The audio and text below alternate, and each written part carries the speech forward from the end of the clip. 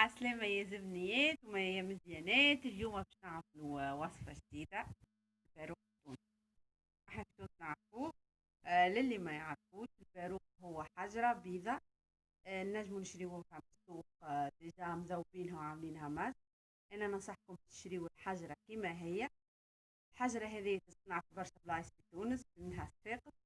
هي ميلونج بتاع دي زاغوم، معناها برشا روايح وبرشا حاجات خلطت مع بعضها، دي كومبوزون مكونات خلطوهم يصنعوها الحجرة دي. احنا نذوبوها بماء الورد من بعد ونعملوها ماسك. الماسك هذا الهدف منه ماهوش باش نعالجوا البشرة، خاطر ما يعالجش.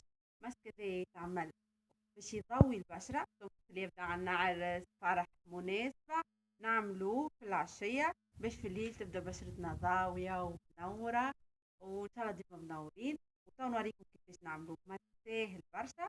وكل عادة اللي عندها سؤال اللي عندها استفسار تكتب لي اللوطة وانا